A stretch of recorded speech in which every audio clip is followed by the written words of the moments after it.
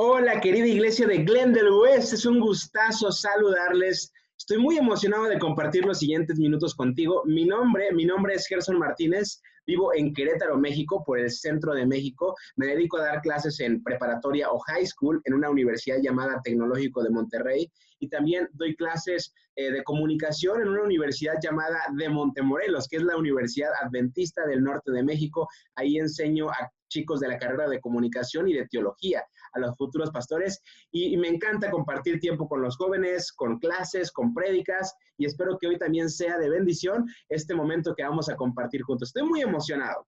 Y también estoy un poquito pensativo, porque a lo mejor tú no lo sabes, pero yo planeaba estar con ustedes el pasado julio, con la iglesia de Glendale West, porque teníamos planeado, agendado, dar unas media semana de conferencia para chavos, y estaba muy emocionado, pero bueno, llegó la pandemia y no fue posible, se tuvo que cancelar. Y yo pensaba que ya este año iba a estar encerrado en la casa como debe de ser, tenemos que quedarnos en casa con esta pandemia, pero te pido que ores mucho por mí porque resultó que se abrieron las puertas y el siguiente sábado 2 de octubre estaremos viajando a Austin, Texas, porque vamos a compartir varias prédicas en una iglesia de allá. Estoy muy contento por eso, pero también estoy un poquito nervioso, con temor, para serte sincero, porque sé que la pandemia sigue, sé que el problema de COVID-19 continúa. Entonces te pido que ores mucho por mí, que Dios nos proteja, proteja la salud, proteja en ese viaje y que todo pueda salir bien si así Dios lo desea. Espero que sí lo desee. Pero bueno, sin más preámbulo, queridos amigos, mi invitación para ti, por favor, es que te pongas cómodo, agárrate unas palomitas, adelante en este momento, ve por las palomitas, ve por una buena bebida, acuéstate, ponte cómodo, porque deseo de verdad que disfrutes los siguientes minutos de esta prédica, de esta charla. ¿Te parece bien? Y mientras te vas poniendo cómodo, vamos también a hacer una oración para pedir la bendición de Dios. Señor Jesús, gracias porque hoy nos permites reunirnos a la distancia. Te pedimos en el nombre de tu Hijo que por favor nos des un mensaje especial el día de hoy a cualquier persona que lo necesite detrás de esta pantalla. Compártenos de tu corazón. En el nombre de Jesús decimos juntos, amén.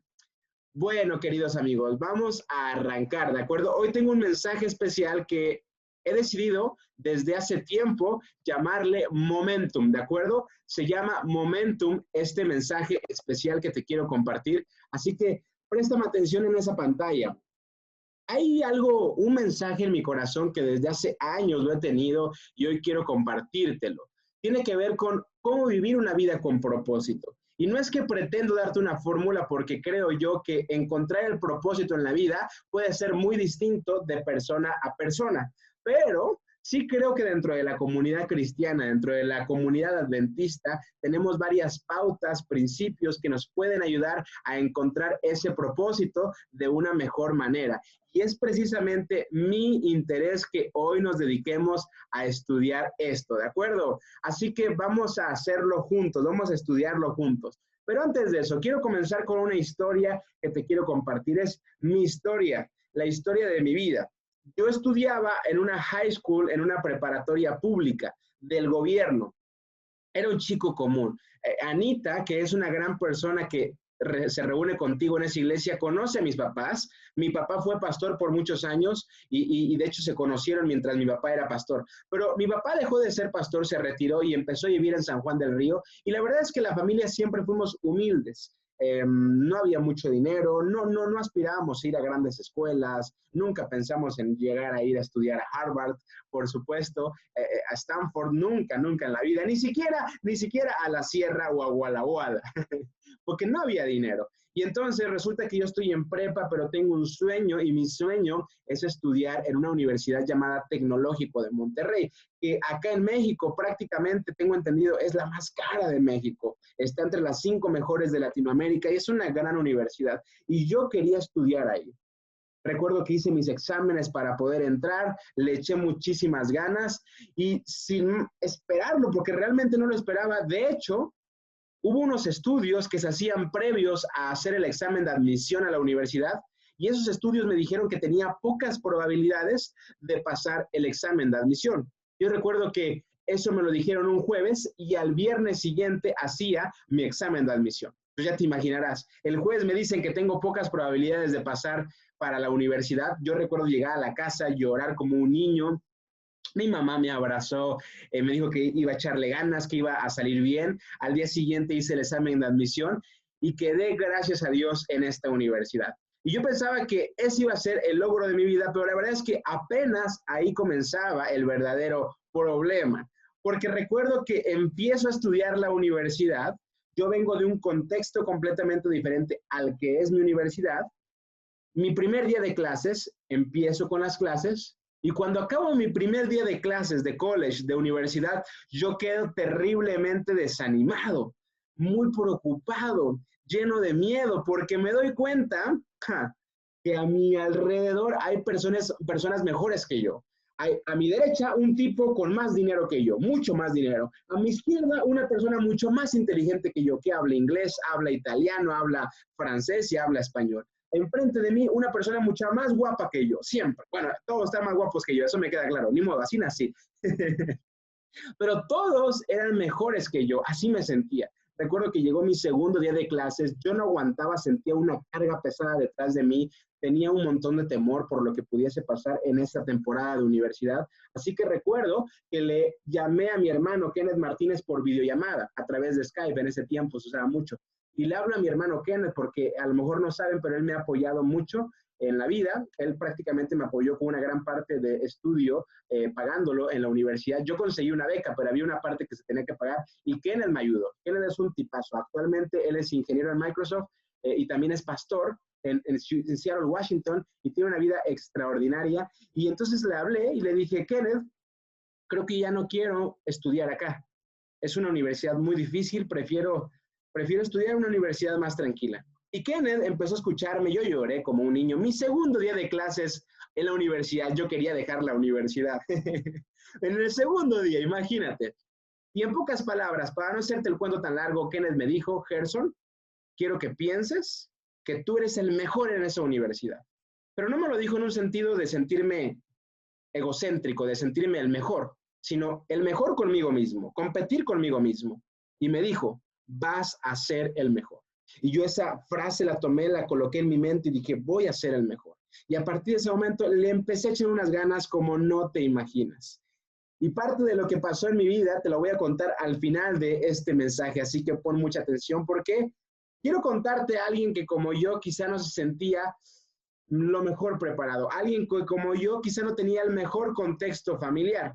Y esa persona la vamos a encontrar en Génesis capítulo 37. Génesis capítulo 37, versículo 2.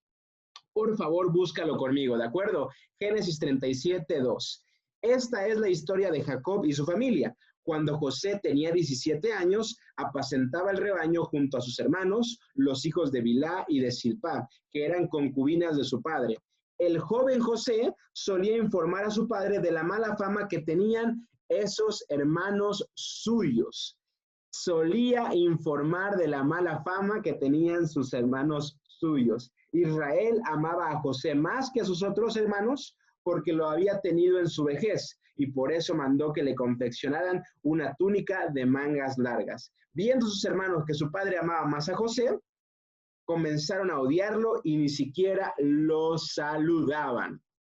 Y así comienza la historia de José, queridos amigos. Para empezar, aclaremos. José tenía una mamá, obviamente, y un papá. Pero su papá tenía muchas mujeres, 4 mujeres para ser exacto. Imagínate, no sé si te ha pasado algo similar. Ojalá que no, que tu papá tenga varias mujeres.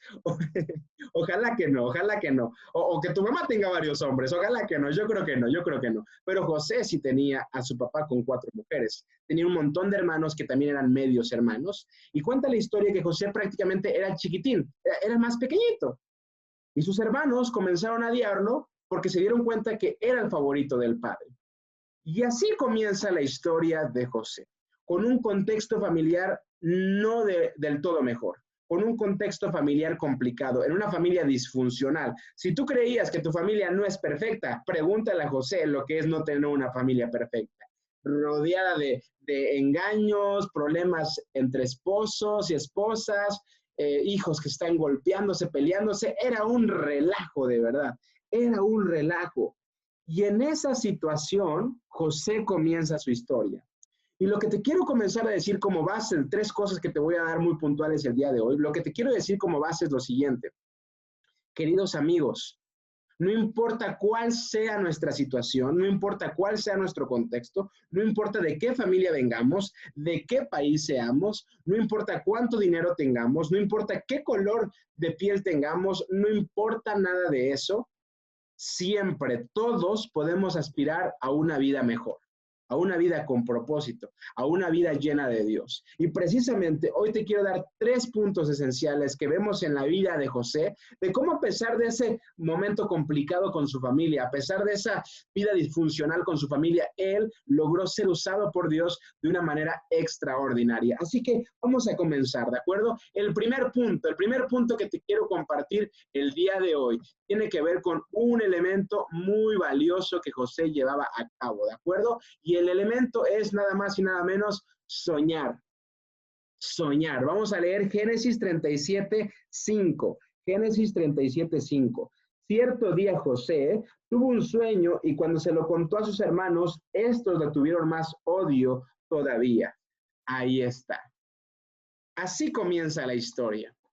José tiene problemas en la familia, es el chiquitito, nadie lo toma en cuenta. Yo sé lo que es ser el hijo menor, nadie te toma en cuenta. Mi hermano mayor me lleva 12 años, el mediano me lleva 6. Mis papás me llevan más de 30 años en la vida, más de 35. Yo sé lo que es ser el hijo chiquito, que nadie te tome en cuenta.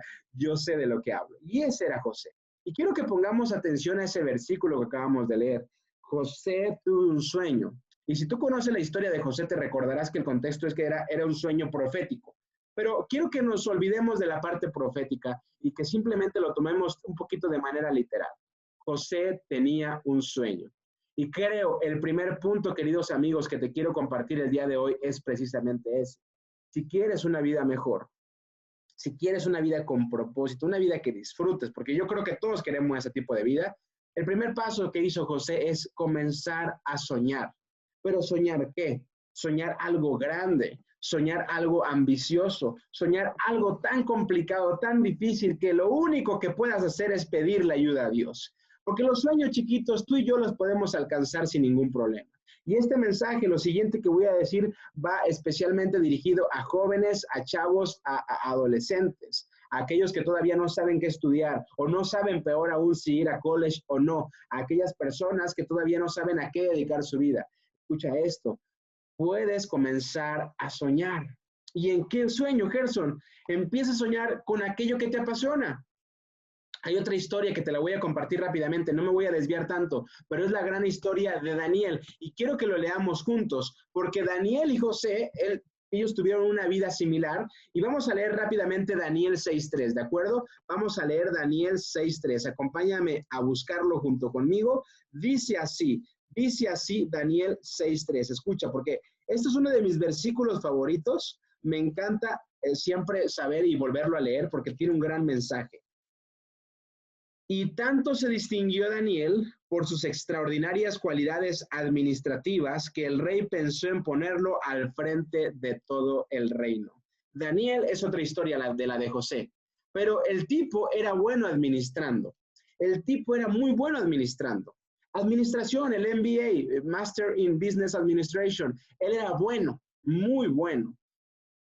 Y Dios lo bendijo tanto con eso que le apasionaba, con ese talento que tenía, que lo usó grandemente. ¿Y por qué te digo esto? Porque tenemos que soñar grande. Pero a veces, cuando hablamos en un contexto de iglesia, pensamos que tenemos que soñar en predicar o en cantar o en dirigir una iglesia. Y no necesariamente. Todos los talentos fueron dados por Dios.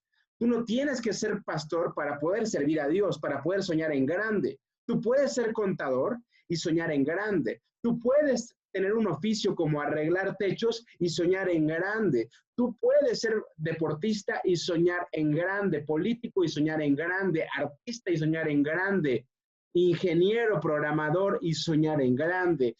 Todos los talentos fueron dados por Dios. Y sea cual sea el talento que tú tengas, sea lo que sea que te apasione, sueña en grande con eso. Mi familia es un ejemplo de eso. Mi hermano mayor, el tipo se ha apasionado por el mundo de los perros, le encanta la crianza y se dedica a eso desde hace más de 20 años. Mi hermano mediano se dedica a programar, él es programador y aparte es pastor y le encanta lo que hace y escribe además. A mí me encanta dar charlas, me encanta enseñar y me dedico a eso. Empezar a dedicarnos a aquello que nos apasiona, a soñar sobre eso que nos apasiona, es el primer paso seguramente para comenzar a tener una vida con propósito. ¿Qué es aquello que te apasiona? Comienza a dedicárselo a Dios, lo que sea, cocinar, hacer ejercicio, hacer videos en YouTube, lo que te apasione, comiénzaselo a dedicar a Dios y comienza a soñar con eso. Y sigue la historia de José, vamos a seguir estudiándola, el segundo punto. Quiero que me acompañes. Ahora vamos a en Génesis capítulo 39, versículo 6. Génesis 39, versículo 6. Dice así: por esto Potifar dejó todo a cargo de José y tan solo se preocupaba por lo que tenía que comer. José tenía muy buen físico y era muy atractivo. Después de algún tiempo, la esposa de su patrón empezó a echarle el ojo y le propuso: acuéstate conmigo. Pero José no quiso saber nada, sino que le contestó: mire, señora, mi patrón ya no tiene que preocuparse de nada. Me salto, versículo 9, en esta casa no hay nada más importante que yo. Mi patrón no me ha negado nada, excepto a usted. ¿Cómo podría yo cometer tal maldad y pecar así contra mi Dios? ¡Wow!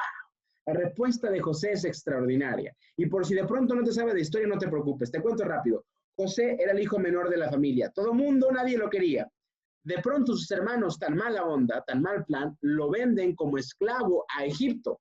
Egipto en ese tiempo era la nación más poderosa, era el Estados Unidos del mundo. ¿De acuerdo? Llega a Egipto como esclavo, imagínate, y lo compra uno de los principales políticos, o no políticos, sino funcionarios de la política de esos tiempos. Era una persona que trabajaba directamente para el faraón.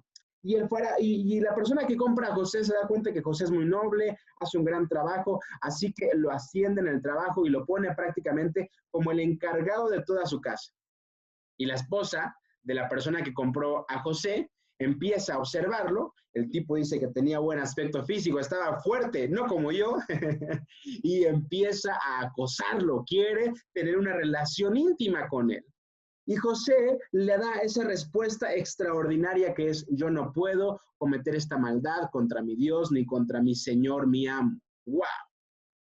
Y el segundo punto, precisamente, amigos, tiene que ver con lo siguiente. Escucha, no te lo pierdas. Escucha esto. El siguiente punto es: enfócate.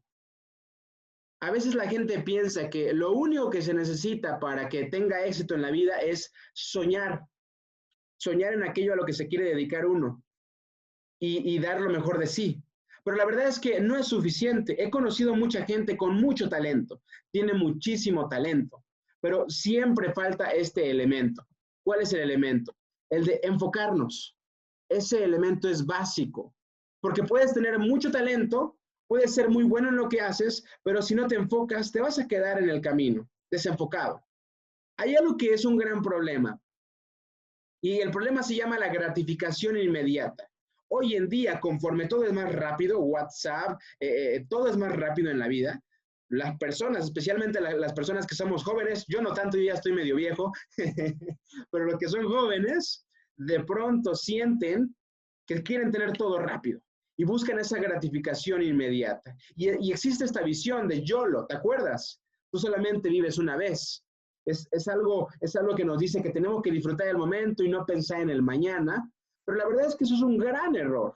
Probablemente recuerdes la película de El Rey León, ¿te acuerdas? La frase que Timón y Pumba, yo sé que lo que te estoy diciendo no suena muy espiritual, pero tenme paciencia. Timón y Pumba, los dos amiguitos en Rey León de Simba, le enseñan una frase, y la frase es Hakuna Matata. Sin preocuparse es como hay que vivir, ¿te acuerdas? Esa frase. Que en otras palabras, lo que le están enseñando es YOLO, solamente vives una vez, disfruta, no te preocupes por el mañana. Y a pesar de que José ya le estaba yendo mejor en la vida, él dice: tengo que estar enfocado. Porque si yo tengo una relación íntima con esta mujer solo para satisfacer mis deseos o los suyos instantáneos, eso va a echar a perder mi vida de una manera extraordinaria. Tengo que ser fuerte y enfocarme. Tengo un sueño, tengo un talento para mi Dios. Y estoy seguro que me voy a entregar para Él, para que Él pueda cumplir su voluntad en mí. Y la frase es extraordinaria. Hay una historia que a mí me apasiona mucho, y la historia es de Bill Gates, el fundador de Microsoft. Cuenta la historia que estaban en una cena de Navidad y alguien le dijo a Bill, dinos un consejo para tener tanto éxito como tú, Bill Gates. Y Bill Gates tomó su copa para poder brindar y dijo, pónganme atención, el único consejo que tengo para que les vaya increíble en la vida es enfóquense, enfóquense, enfóquense. Las palabras de una de las personas más conocidas en este tiempo, en esta historia, Bill Gates. Enfóquense. Una persona bien enfocada, que sabe que tiene un buen talento, pero que además se encarga de tener una vida disciplinada, que tiene un horario estricto, que le echa ganas a la vida, como se dice en México, es una persona que seguramente va a llegar muy lejos, una persona enfocada, porque escucha esto, soñar, tener talento no es suficiente. Necesitamos enfocarnos para tener una vida llena de propósito. Hoy en día nos vamos a dar cuenta que hay un montón de distracciones y tenemos que luchar con eso. Y finalmente, vámonos al último elemento que te quiero compartir el día de hoy, ¿de acuerdo? El tercer punto tiene que ver con tener carácter. Lee conmigo Génesis 39, versículo 20. Dice así, y entonces mandó que echaran a José en la cárcel donde estaban los presos del rey, pero aún en la cárcel el Señor estaba con él y no dejó de mostrarle su amor. Hizo que se ganara la confianza del guardia de la cárcel, el cual puso a José a cargo de todos los prisioneros y de todos los que allí se hacía. Como el Señor, escucha esto porque es lindísimo, como el Señor estaba con José y hacía prosperarlo en todo, el guardia de la cárcel no se preocupaba de nada de lo que dejaba en sus manos. Me encanta. ¿Qué sucedió, Gerson? José le dijo que no a la mujer. La mujer hizo un berrinche e inventó un chisme de que José quería abusar de ella. Imagínate, hoy en día es algo gravísimo y siempre lo ha sido, siempre lo ha sido. Y ahora el gran problema, el terrible problema de lo que esto estaba sucediendo era precisamente que lo mandaron a la cárcel a José. Le dijeron que no sería posible que abusara de su mujer. Le habían inventado un chisme al jefe, al dueño, y entonces lo mandó a la cárcel. Y escucha esto. Quiero que pensemos en la vida de José por un momento. José ha tenido una vida muy complicada. Para empezar, nació en una familia disfuncional. Para seguirle, a José no lo querían sus propios hermanos. Lo vendieron como esclavo. Llega a otro lugar como un esclavo completamente. No es posible. ¡Qué vida! Y ya cuando él dice, bueno, a pesar de esto, le voy a echar ganas, le voy a dar lo mejor de mí, empieza a crecer laboralmente y de pronto le inventan un chisme que el chisme lo manda a la cárcel. En un país donde no tiene familia, en un país donde nadie lo quiere. Esa es la vida de José. Y queridos amigos, no sé tú, pero yo probablemente me hubiese rendido muy pronto. Y estando en la cárcel, yo quizá probablemente hubiese dicho, esto no tiene sentido. Yo toda mi vida me he esforzado para servir a Dios, para ser una persona recta, para honrar a Dios, a pesar de que nadie más me vea. Yo me he esforzado y parece que no sucede nada. Parece que como la fórmula que me enseñó Gerson en una prédica no funciona. Parece que el mensaje de la Biblia no funciona. Porque a pesar de que yo trato de tener una vida buena, no tengo éxito. Mis amigos que no creen en Dios parece que les va mejor. Él, que se burlaba de Dios siempre en high school, quedó en Stanford y yo ni siquiera puedo entrar a ninguna universidad. Y no es posible. Y quizá todo eso podía pensarlo José estando en la cárcel. Yo he tratado de honrarte, Señor, pero tú no me has ayudado. No es posible que yo siga en la cárcel a mis grandes años que tengo. Alrededor de 20 y tantos tenía en ese tiempo José. Imagínate, en sus mejores años de su vida, cuando podía estar trabajando, teniendo una familia, viajando, él estaba metido en una cárcel, siendo un esclavo en un país extraño. Pero queridos amigos, tengo una noticia. La vida no es sencilla. La vida no es fácil. Y seguro tú lo sabes, tus papás lo saben. Tus papis que seguramente con mucho esfuerzo llegaron a Estados Unidos para darte una vida mejor, saben que la vida no es sencilla, no es fácil. Mi hermano mayor siempre me decía una frase a mí y me decía, Gerson, tú vives en un mundo color de rosa. Y yo no entendía, porque la verdad es que yo me la pasaba muy bien, pero cuando dejé la universidad y empecé a trabajar y empecé a darme cuenta de más responsabilidades que cada vez se vienen en la vida, dije, tiene razón mi hermano, el mundo no es color de rosa, no es tan fácil la vida. La vida en realidad es injusta, porque en la vida tú puedes hacer todo para que te vaya bien y te termina yendo mal. Esa es la vida. Oye, pero ¿dónde está Dios? Esa es la pregunta. Y a pesar de que José estaba en la cárcel, él tuvo el carácter suficiente para seguir esforzándose y entregándose a Dios.